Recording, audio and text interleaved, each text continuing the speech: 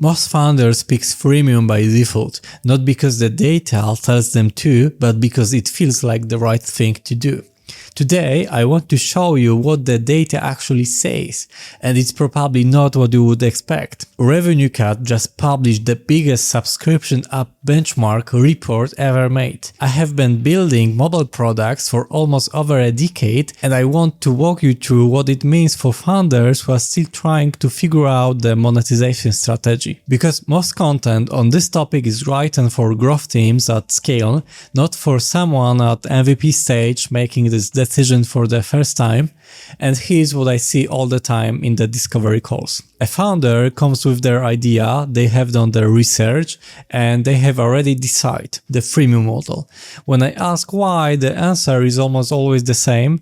I want to give the value first. If users love it, they will pay. I get it, it sounds reasonable, it sounds generous, but that's not a business model, that's optimism. The implicit assumption is that users will feel grateful enough to pay, that if you give them enough for free, at some point they will think, okay, this is worth it, let me support these guys.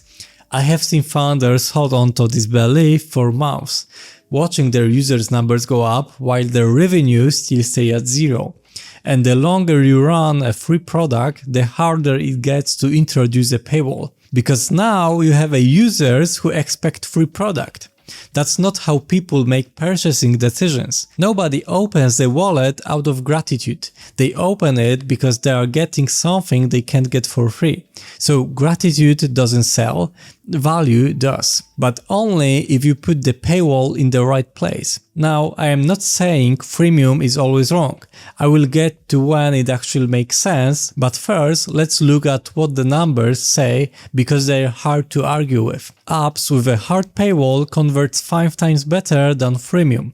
To put that in real terms, for every 100 people who download your app, a hard paywall gets you around 10 paying users within 5 weeks, freemium gets you only 2. That's not a rounding error, that's the difference between a business and a hobby.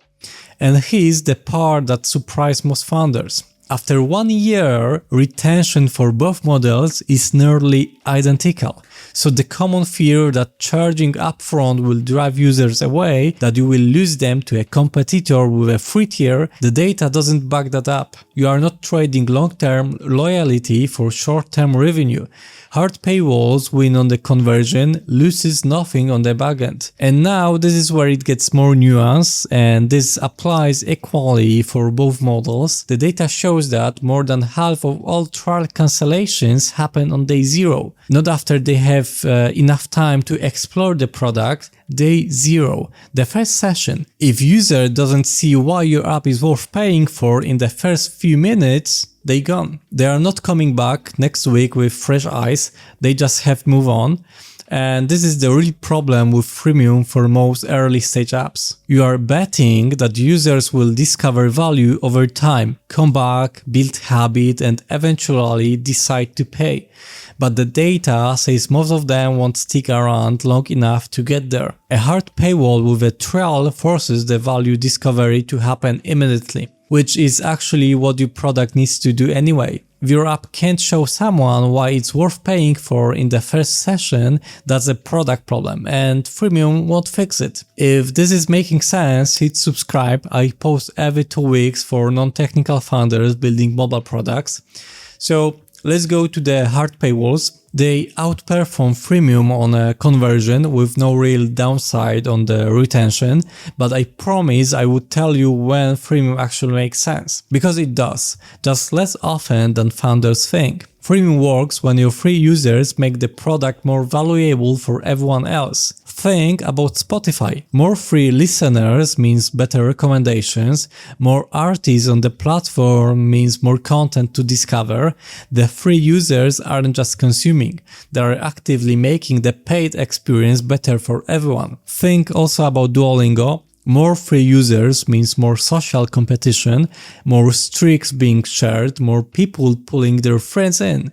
The free tier is doing marketing work you would otherwise have to pay for. If your app has this kind of dynamic, where free users generate real value for the ecosystem, freemium actually makes sense. But most apps doesn't have that. Most apps have free users who just use the product, get value from it, and leave nothing behind. And if that's your situation, you haven't built a freemium product, you have built a free product with a paywall that nobody sees a reason to cross. There is also a good case for freemium in case of validation. If you genuinely don't know whether people want what you are building, getting it into as many hands as possible gives you a signal much faster. A free app gets downloads more, and more downloads means more data, more real information about what's working and what isn't.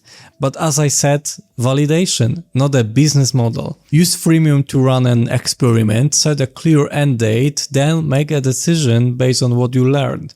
Don't let the validation phase quietly become a permanent strategy, because you never stop to evaluate it. And the third scenario is when your market is already pulling the product out of your hands. Then you probably don't need the freemium at all. If people are asking when they can pay, if there is a wait list, if you are getting inbound before you even launch, don't make them wait. Charge from day one. Don't leave money on the table because you want to seem generous. Those three cases show when it's worth to consider freemium model. And keep in mind that it's quite easy to dress fear of charging as a strategy. So how do you actually make this call for your specific app? 3 questions. 1. Do free users make your product better for paying users? If yes, freemium might be right. If no, start with a hard paywall with a trial. 2. Do you have enough runway to wait for freemium to convert? Freemium takes longer to generate revenue. If you are running low, hard paywall gives you faster and clearer signals on whether this is actually working. 3. Have you already validated that people want this? If yes, charge from day one. If no, run a time-limited free beta. Not permanent freemium, a beta with an end date and a clear decision point. And now, if you have decided to go with a trial, there is one more thing from the data that most founders get completely wrong. Longer trials convert dramatically better than short ones. Yet, nearly half of all apps are moving to trials of 4 days or less, which is almost certainly leaving conversion on table. Think about it from user's perspective. 4 days is barely enough time to open the app twice. It's definitely not enough time to build any kind of habit, to integrate the app into your routine, or to feel like you would miss it if it was gone. If you are going to offer a trial, give people enough time to actually experience the value you are promising. So here's the bottom line. If you are a founder at MVP stage with no network effect built into your product, start with a hard paywall.